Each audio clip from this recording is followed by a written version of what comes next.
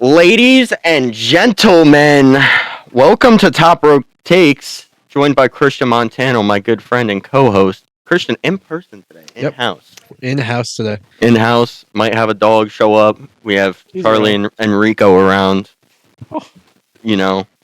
But we're excited because tonight, we're talking about WrestleMania. Mhm. WrestleMania, obviously, the biggest match or the biggest event in all of wrestling. It's like our Christmas. So tonight, the road to WrestleMania is looking a little bit shaky. We're breaking down why Punk versus Roman and Cody's triple threat aren't really living up to the hype and what needs to change before WrestleMania. Christian, thank you again for joining me. Of course. I think we're going to hop right into the prediction. Let's do it. So, my first match that I think is going to happen, I think there's going to be a ladder match for the United States title. I think it's going to be Carmelo Hayes and pretty much everyone else that has competed in these open challenges.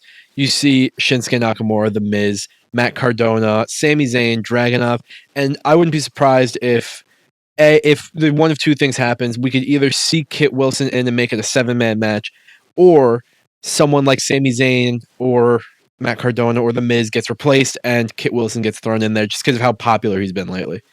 Yeah, Kit Wilson definitely been a story lately. I mean, the whole toxic masculinity thing, I guess that attracts some sort of audience. I guess. And an audience that WWE is not used to having, I would bet. So a welcome sight for them, and Kit Wilson definitely might be thrown into this. But the United States Championship has really been a story. I have it going in a little bit of a different direction. We'll get there in just a bit. But I think that's a great match to open things up. Yeah. So the second match that I think we're going to go with is a match that's happening in 2 weeks at the Elimination Chamber. Becky Lynch versus AJ Lee. I think either Becky's going to win at the Elimination. I think I could see AJ Lee winning in Chicago. Wouldn't surprise me. But I think Becky's going to win with some sort of, as we like to say, shenanigans. And it's going to lead to some sort of rematch. Maybe with a stipulation like we saw at SummerSlam with Lyra. We know how that went. With crowd wasn't too into that. It was a great match. I mean, I was there. I mean, both of us were there. Oh, you were there? Yeah. I don't know if the zip ties really took anything away from it as being live in person, but on a telecast, I could definitely see where it took something away. And yeah, she's really been in a sort of zip tie jail. Yeah. I don't know. I think the crowd was out of it from the start. Yeah, I think the match really lasted too long. I mean, my dad's someone that has a short attention span, especially when it comes to wrestling. His main complaint was that match went too long. But something you mentioned was that this match is happening in 2 weeks. Elimination Chamber in 2 weeks. And if you had asked me a few weeks ago, what's the Women's Intercontinental Championship going to look like for WrestleMania, I would have told you it would have been Becky Lynch and AJ Lee going toe-to-toe, one-on-one. But I differ from that as well. But I could see why you think they could run it back. Do you think there's going to be any sort of stipulation in that? Maybe, I could see a situation where Becky's the type of heel in the situation where it could be one of those things like Randy Orton used to do back in the day, where he's smart about how he does things. I'm defending my championship, but if I get counted out, I lose and still keep the belt. Right. So I could see something like that happening, and AJ Lee's like, all right, then we'll do a false count anywhere, no disqualification, something like that. And I think that would be a good match for WrestleMania. One match I think we're going to see this year is a Las Vegas street fight. We saw it last year with Priest McIntyre. Yeah. And that match was meh. It was meh. It wasn't really. It was just kind of there to be there. I feel like the only cool, stylized street fight we've seen recently was the Bad Bunny Backlash match. The Puerto Rico match was phenomenal. Street fight. To me, that was different. Yeah. I mean, Bad Bunny came out with a shopping cart full of weapons. And he was in his home city, country. He was over.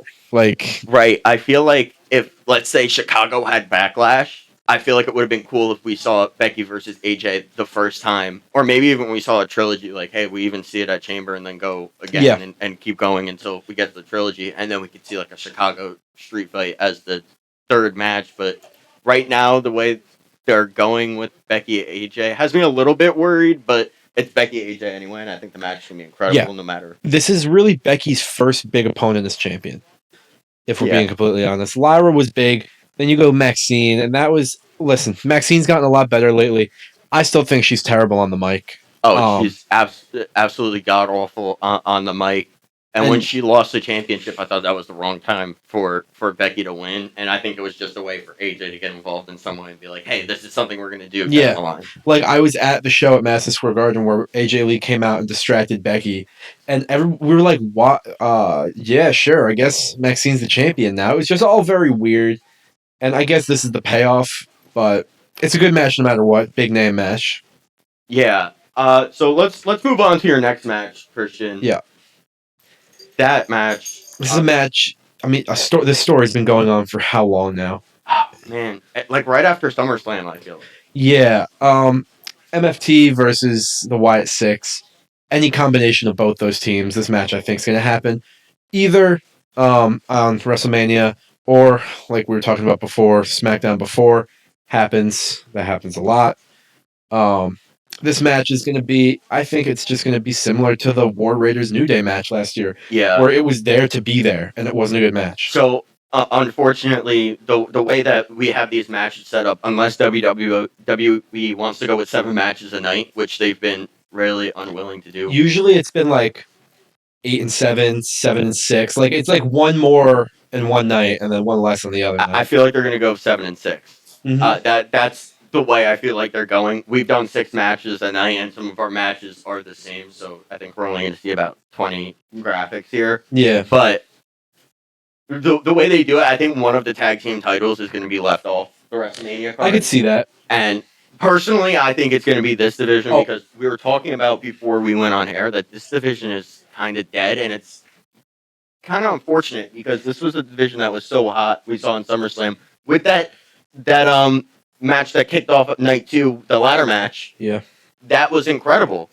And now we see Fraxium and the Motor City Machine Guns wandering around backstage while Johnny Gargano mopes around. Like, why is the tag team division like that? Like, I understand Tommaso Ciampa did not renew his contract, but that should not have anything to do with the fact that Fraxium and Motor City Machine Guns are doing nothing. Right, and I think they could have easily found another partner for Gargano, or even Gargano could have went after the mixed tag title. Or let him go after the U.S. title. He's a phenomenal wrestler. There's no reason he shouldn't be going after a singles title. He should be doing something. And I think that's a place we agree. I mean, obviously, I think the SmackDown tag team title picture especially is... It's been the Wyatt Six since SummerSlam. And I love the Wyatt Six. And I think they've really fumbled the bag with the build on the Wyatt Six.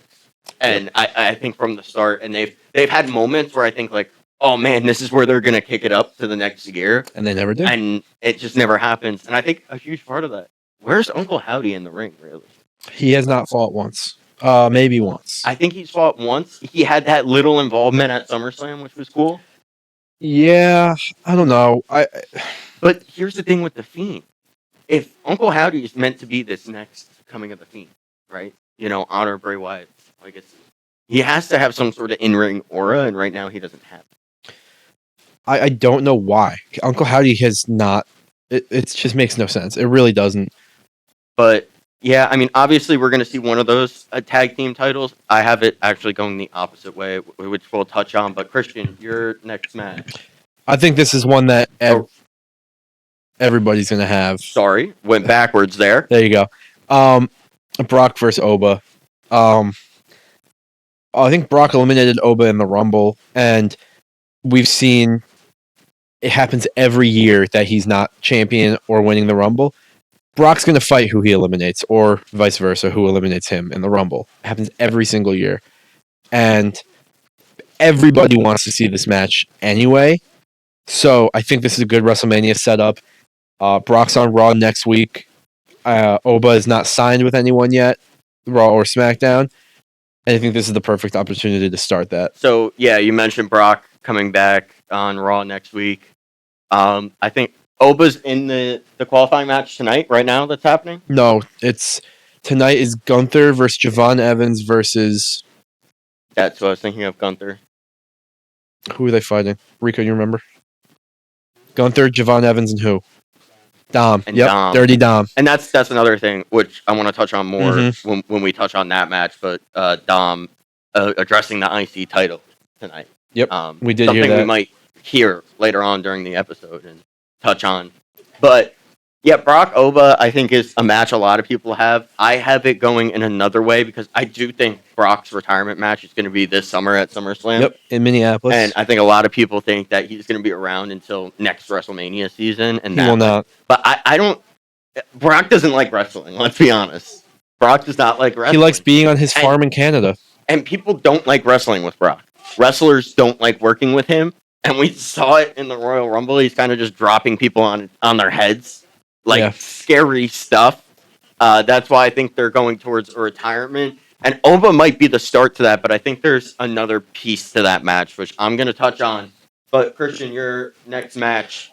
Yeah, I think this is kind of confirmed pretty much.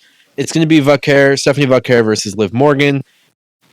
We talked about this 2 weeks ago in our last episode. I wouldn't be shocked if Raquel finds her way into this match. I just can't for the life of me figure out how that happens. Unless she wins the Elimination Chamber, which I don't think she will. So for now, I'm just sticking with Stephanie Vaquer versus Liv Morgan. All right. So we touched on all your night one matches outside the main events. The main events we're going to touch on last, both of us, because both of us have the same main events. And I think the builds have been a little iffy so far. I like the way they started off with Roman and Punk, but I think both of us have our... It's a part-time schedule. Yeah, I think both of us have our qualms with the matches. But Christian, my first match is similar to one you had, but I think, Christian, we were both at NXT Stand and Deliver in 2024. Yes, we were. We both saw Carmelo Hayes versus Trick Williams. We did. That was one of the greatest matches I've ever seen in person. That match was phenomenal. I think it was the greatest match that weekend outside of the WrestleMania 40 main event. I think we were talking about that. Yeah. There was the other match that showed. It was triple threat. It was Josh Briggs, Dijak, and someone else. Oba Femi also fought that weekend. It might have been Oba Femi, actually. It was it was the three huge guys. Yes, that match was so and Oba good. Femi stacked both of them, and they were doing moves I did not think guys their size could do. My dad, someone that doesn't watch wrestling, was so impressed with how Oba Femi was moving, and that's someone he kept waiting to come up, and now that he's coming up, he's like yes, he'll be excited at WrestleMania. He's gonna be so excited, especially if he were to pin Brock Lesnar, which would be massive for his career. Kind of mirroring Brock Lesnar's start to his career, but I also like throwing Ilya Dragunov in there. I love Ilya Dragunov. Another person that obviously in the U.S. title picture already. I don't think it's hard to put Trick Williams into the U.S. title picture right now at all. And this is just an NXT rivalry renewed, and I think they've done a really bad job at doing that on the main roster. I'm gonna be honest with you. I agree.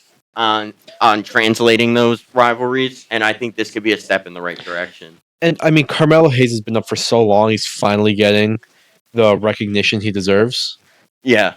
He deserves a big WrestleMania match like this. Yeah. So I'm gonna move on to my next match, which is similar. Another match. I think all my matches are pretty similar to yours on night one. Outside of I added a lot of people. All my night one matches are triple threat matches. I like that. And I think it's because WrestleMania right now is lacking something. Yes. In the build, and I think it would be really cool if we do a lot of triple threats, a lot of stipulation matches to build that excitement towards WrestleMania like we're used to seeing. So I had a Maxie Dupree in here, and she's someone that I didn't like when she won the title, but I think this could be a perfect way. If AJ's the one that's holding the title here, I think this is where it works the best. Because I don't think a world where Becky just re-wins the title back is great. Yeah, I agree. So that's why I threw Maxine in there. Not really going to touch on that one much more outside of I really like the build with Becky and AJ. But I think if you just run that back at WrestleMania, I think it's a little stiff. I do think that we could possibly see Maxine versus Natalya on the SmackDown before or Raw after. Mm-hmm. But I don't hate this. All right. on to we might see the masked man here in a second. I'm just saying. we might. This match just ended. Bronson Reed, and talking about that. Oh yeah, there you go. A match that just happened on Raw was Bronson Reed, Austin Theory, and LA Knight versus, the Logan Usos Paul, and yeah. LA Knight versus Bronson Reed and Austin Theory and Logan Paul. But I have this on my night 2. So yes, this is why it says Christian's night 2. You had it on night 2. I had it as the only tag team title making it to WrestleMania. If one title makes it and one doesn't, this is obviously the one that will. Yeah, and I think this division actually could see maybe a ladder match. I think a lot of teams are starting to formulate now. As Logan Paul, Logan Paul just took the mic. He's yelling at Michael Cole. Yelling at Michael Cole. But this is something I think the division. Yep, Masked Man. Masked Man is out. Curb stomp. Reveal yourself. Is he going to rip his hands are? Yeah, he doesn't have gloves on this week. To be honest with you. Oh, and there he goes. See ya. Just a huge. This is where WWE keeps making the mistakes. The division's already suffering from injuries. Reveal yourself. He's turned around. He's at the top of the steps.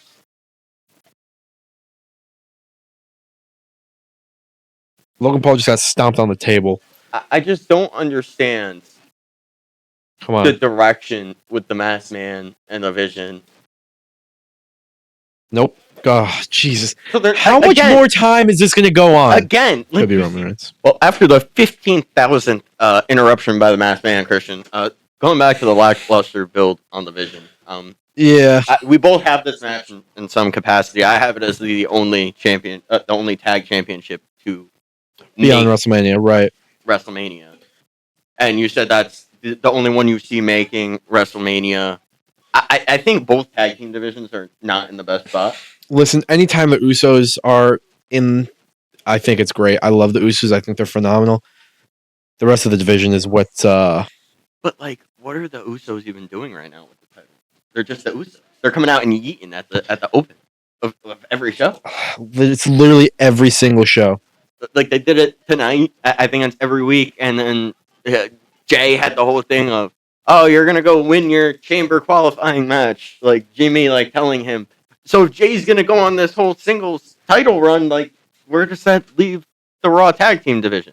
Nowhere. I don't really understand that. But either way, I think division needs some gold. I think they need some sort of direction with the injuries. And I think this is the way WWE goes about it. You just have it on night 2. I happen to have it on night 1. The only reason I have it on night 2 is because I have both tag titles making the show. Right.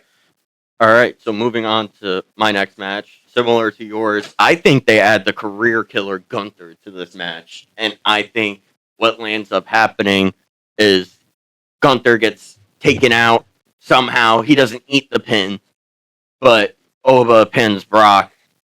But Brock takes out Gunther, and that sets up the Gunther feud with Brock. Gunther being I'm going to end your career. I think that's how they take this match one step up, even though it probably doesn't need it. Listen, so you'll see in my thing, I don't have Gunther because I could not figure out what they're going to do with him. I can't. I don't know what they're going to do with him. I think it's either this or they go the Gunther Rey Mysterio route. Mysterio, exactly. That storyline's gotten stale. What did they do after Gunther just killed Dragon Lee? Nothing. I mean, we might find out because they did show Gunther's on Raw tonight, but... Yeah. I mean, obviously he has his qualifying match for the Chamber. He wins that. I don't know what... the whole thing is... I just don't know what they're doing. Like we keep saying, nothing has any direction right now. And they had this problem last year, but the problem really was that there was only 3 matches booked for each night, the week before Mania.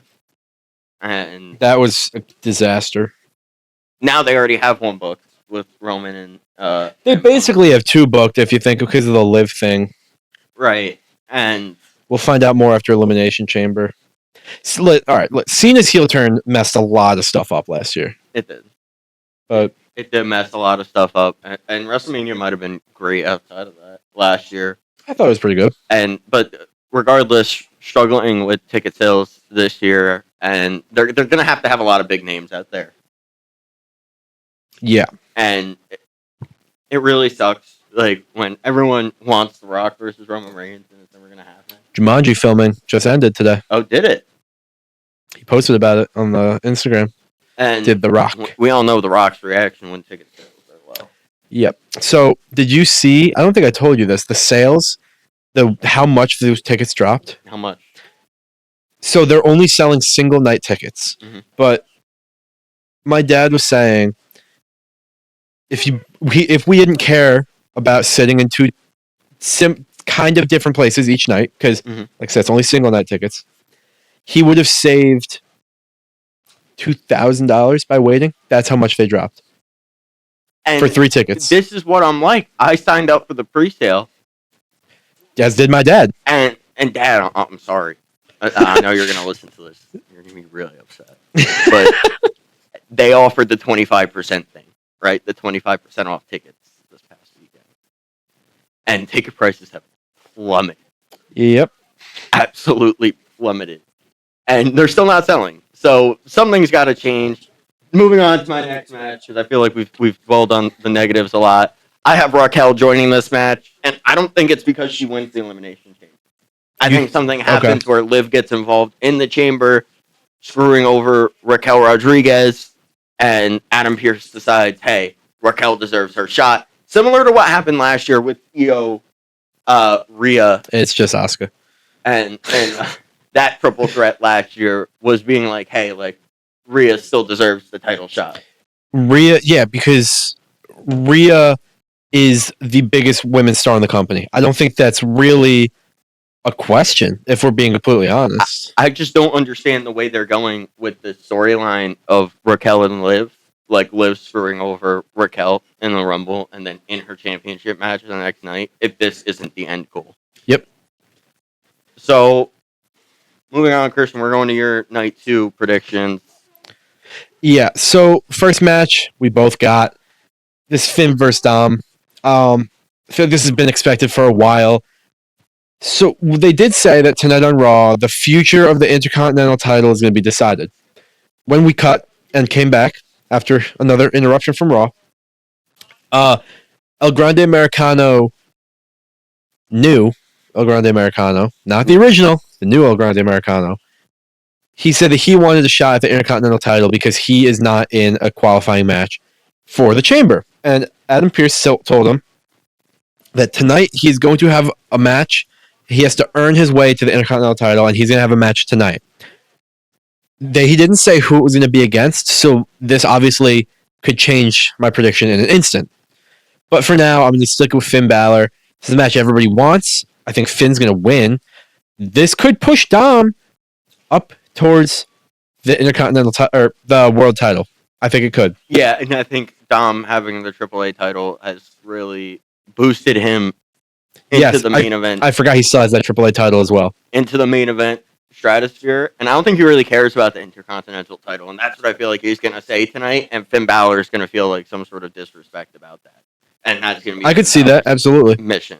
And a match that I think is great. A match that is probably long overdue. And I honestly can't wait to see that.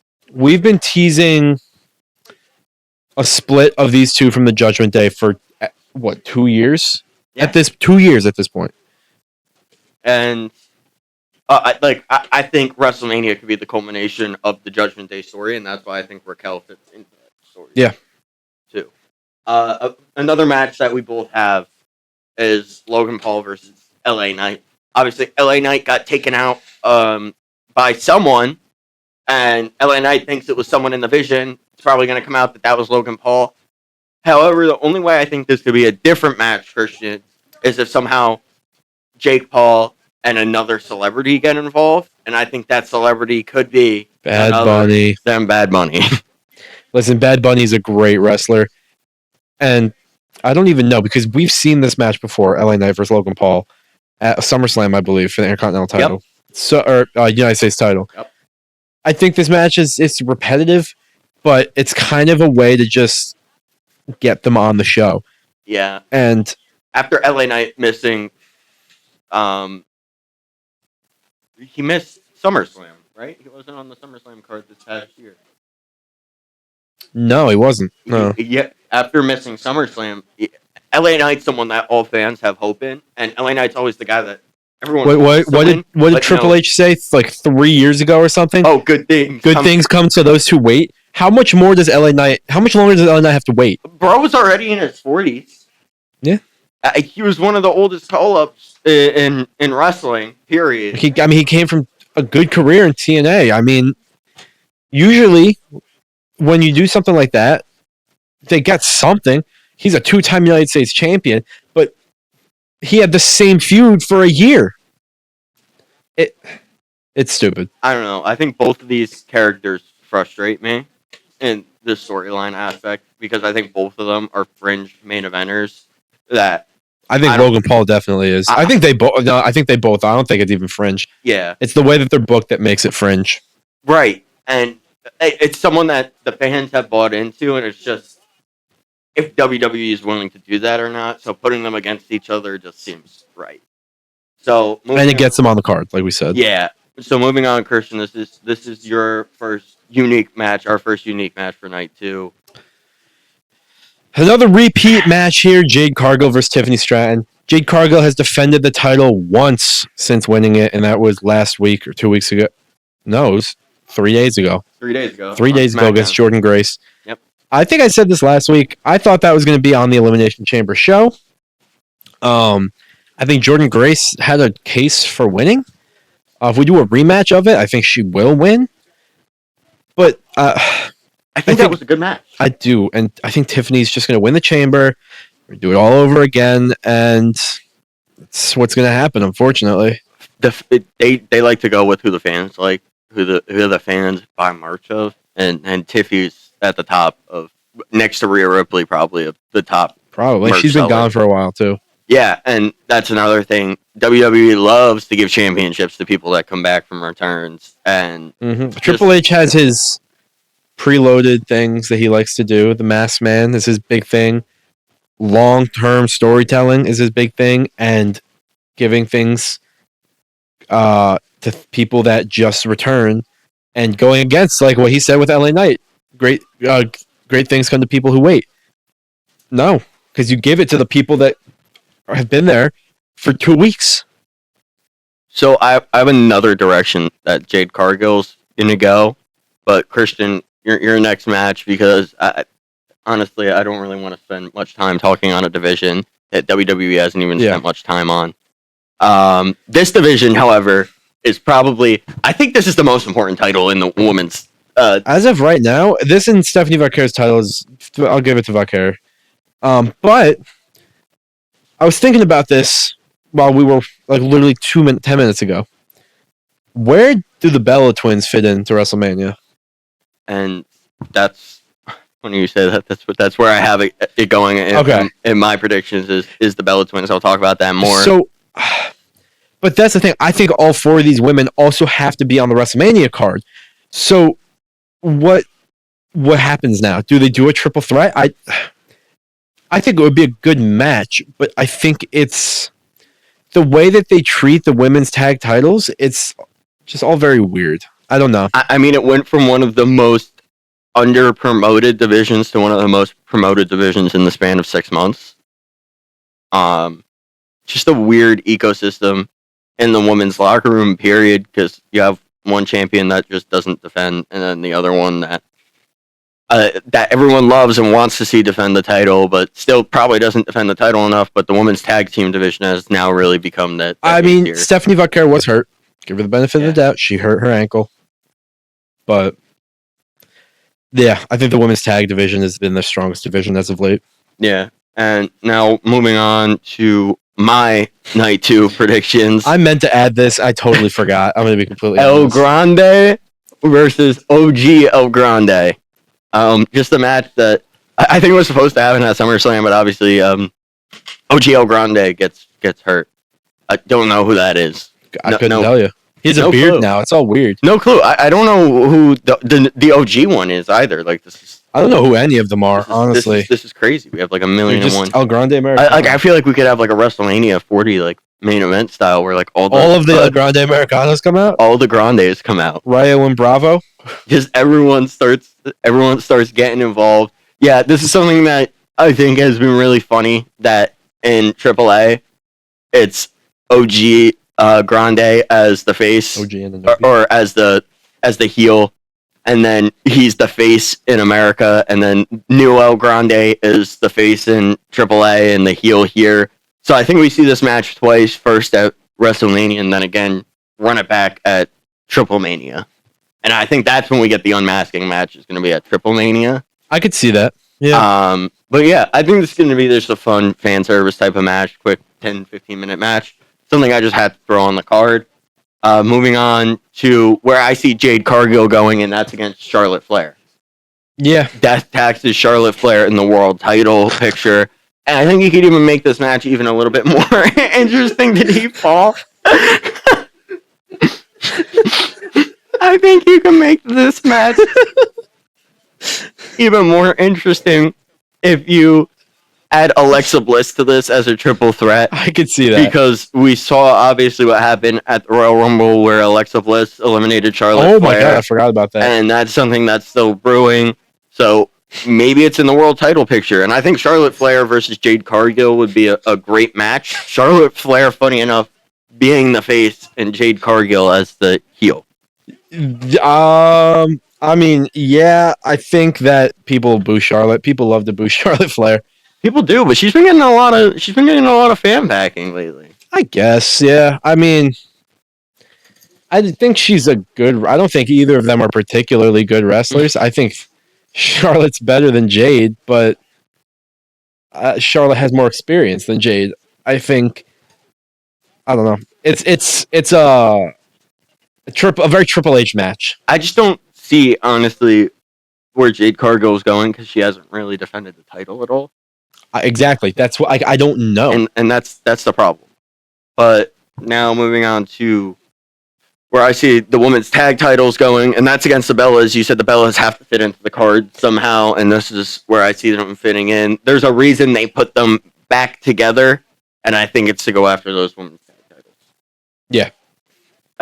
Simply put, this is a star-studded match. It makes Rhea and Io being in the tag team picture not really a disservice to their characters. The fact that they're not going for singles gold because they're going against a tag team as big as the Bellas. I think this is something that will sell tickets, especially get the Bellas on the card. A lot of women grew up admiring the Bella Twins, and would be great to have them on. Charlie also grew up admiring the Bella Twins. Yeah, he did. Yeah. All right. So now we have the main events, Christian. We have the same ones, so let's just spend some time talking about Fatu versus McIntyre versus Cody Rhodes. I don't know how you set this match up because one of the two of them has to win the Elimination Chamber. It'll be Cody. Everybody knows it's going to be Cody. But how does Jacob weasel his way? Not even weasel, because I love Jacob. How does he get his way into this match? Because he absolutely deserves a world title shot at this point. And it's a matter of, I could see him winning the chamber, but then the question goes then to, how does Cody get himself in the match? Right. Does he become a heel and force his way into the match? And that's exactly where my qualms are with this. Really, has adding Fatu really elevated the story? Is this really just a way to get Fatu into the world title picture? Are they just forcing him? It kind of feels forced to me.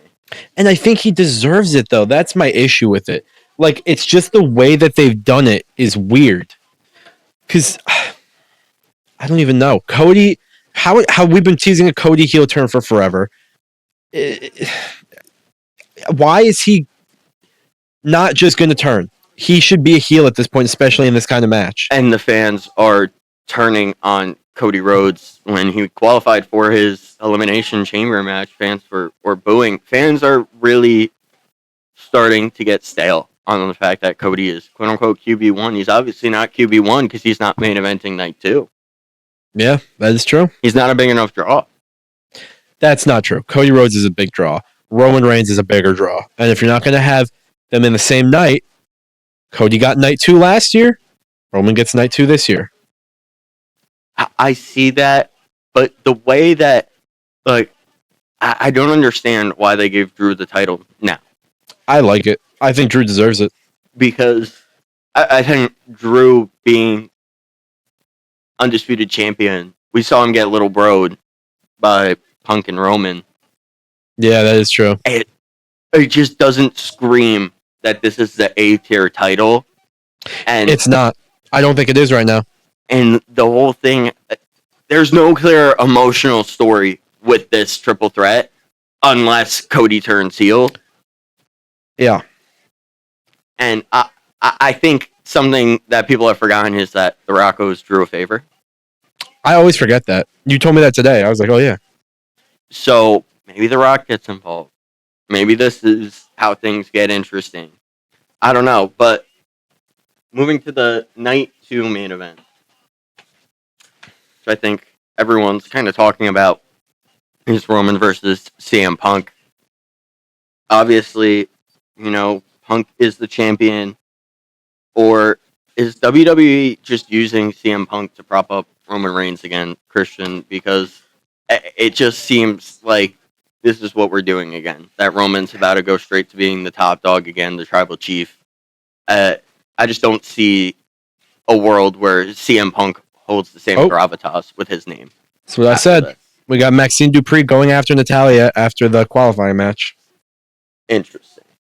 Asuka won, by the way, so Asuka is in the Elimination Chamber, which I think I put in my notes. Call me crazy. I think Punk can win. I think Punk can beat Roman. I don't see a world where CM Punk's able to take down Roman Reigns, and that's what takes away from the night 2 event for me, is the fact that I don't see a world where the incumbent champion retains, and that's where it's really losing that night 2 allure to me, and the fact that Roman Reigns not showing up till March. Don't even get me started. And I think we've talked about WrestleMania a lot now. I want to talk about some of the things that have been going on as of late. Starting with... Is he wearing a Rusev Day shirt? That's awesome. Braun Breaker's injury. Obviously, we've talked about the Masked Man a little bit already on this episode. But the Masked Man angle, had a hot start. It got off to this steaming hot start. And Raw was supposed to really heat things up. Raw on Netflix. It's the big show. But now we've got an injured Braun Breaker, a directionless Masked Man that's seemingly just repeating over and over again, and a world champion that's stuck in side quests. But let's talk a little bit how this is killing the momentum to WrestleMania, Christian, starting with Braun Breaker's injury. I mean, first of all, Braun Breaker was poised to have a big match at WrestleMania, and now he's injured. He hurt himself flipping the announce table because, of course, no better way to go out as a Steiner than raging yourself into an injury. Right. But this ruined whatever he was supposed to do at WrestleMania, whether it was to fight Seth Rollins or do something else. And this screws up the Masked Man as well, because that's who he went after. And with the Masked Man, I feel like when we were watching the Rumble, we were like, reveal yourself. But we knew he wasn't going to. And then it was the night after, reveal yourself. We knew he wasn't going to. Now it's getting to the point where people are going to lose interest again. He does this every single time. I've already lost interest. I don't really care. And it's the fact that you mentioned Seth Rollins. As much as this injury hurts Braun Breaker, I think it might hurt Seth Rollins' return that much more. Because what do you do with Seth Rollins now when he comes back? Nothing. Logan Paul? I mean, he was the world champion before he got hurt. Everything got screwed up by this injury. And as much as I don't like the way that the stories are going in WWE right now, I can't blame Triple H and creative for injuries. And first you have Seth Rollins go down and then Braun Breaker go down when seemingly Seth Rollins is just about to come back.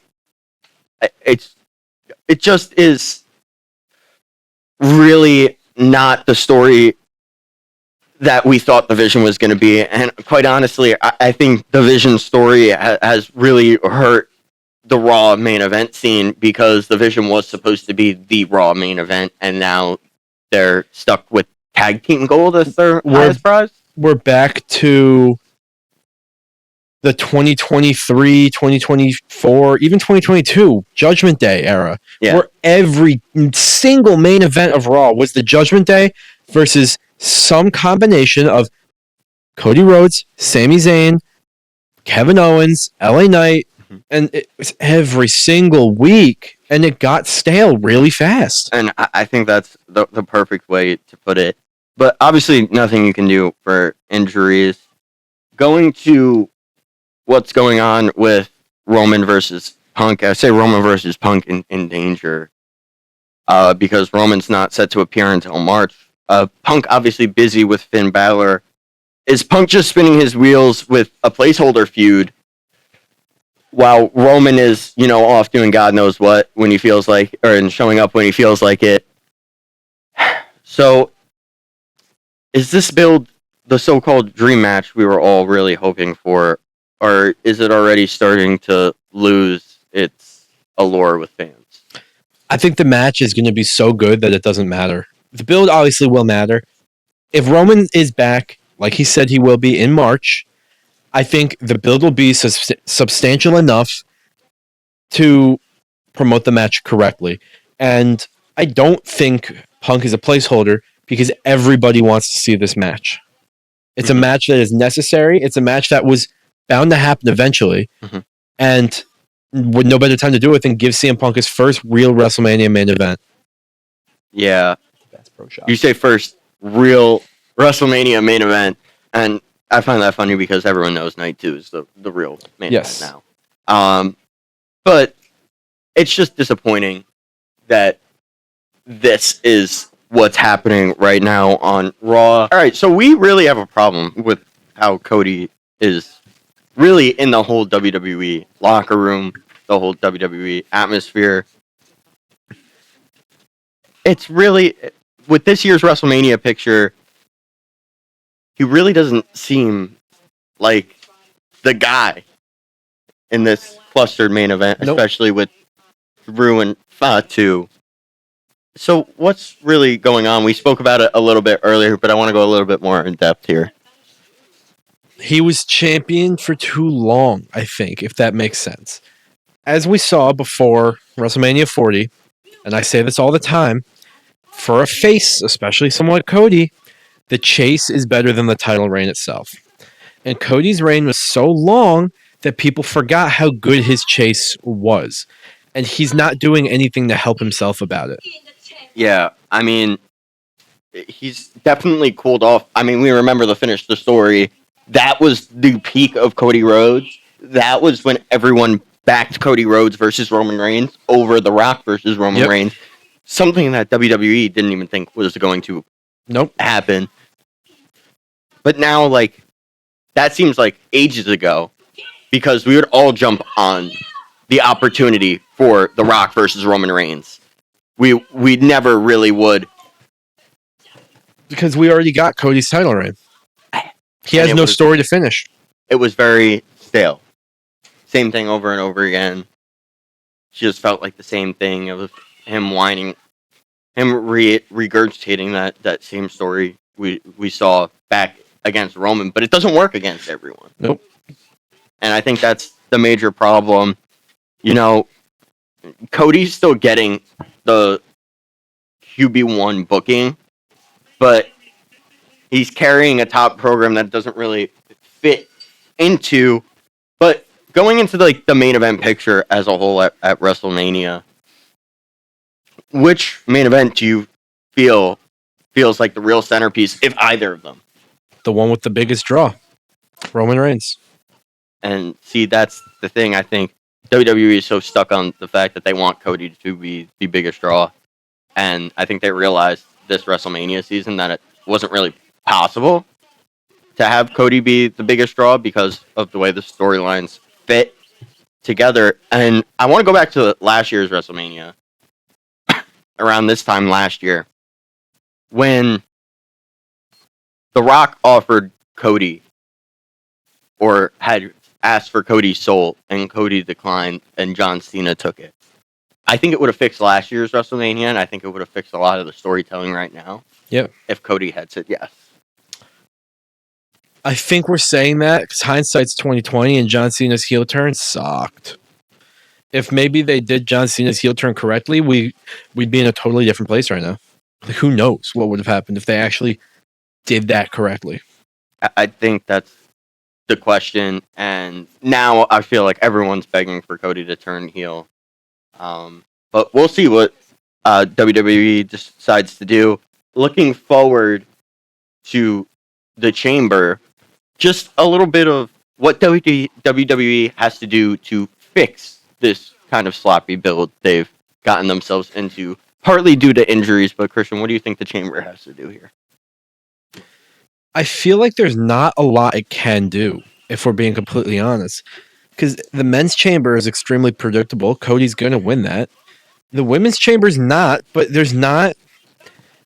Jade Cargill does not excite me to the point where I'm interested in the women's chamber because I know that either Jade Cargill is going to win or we're going to have a new champion, which is great, but the match does not get me excited no matter who's in it. Maybe if it's Rhea Ripley, but even then. And what do you do with the tag team picture? Exactly. They've really gotten themselves in a lot of a mess here.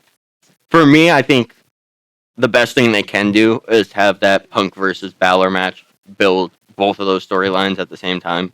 You know, Punk goes after Roman, that Roman's not here, which we just saw in that promo. I think that was, it did a good job of building both stories. And Punk posed a question to Dominic Mysterio, or to Finn Balor, about the people he surrounds himself with, and if they're even there to back him. And we could see that really push Finn Balor towards that IC title picture, which we both see him in. Yeah. Which we're about to see right now. Grande Americano just came out, and he's fighting a mystery opponent for the number one contender for the Intercontinental title. So we got 35 seconds till we find out who that is. Mean, that easily could be Finn Balor. Or it could be a filler for Dom, and Balor does something during the match, after the match. Who knows? Right. And but because Finn was just out, I don't think it's going to be him with El Grande, but who knows? So something I keep questioning on, Cody's obviously already qualified for the Chamber. Fatu was in that qualifier match. He might get that last second qualifier. Yeah, because they haven't done that recently, but they've done it before where they have the last chance qualifier with all the people that lost, and right. I think Jacob would win that.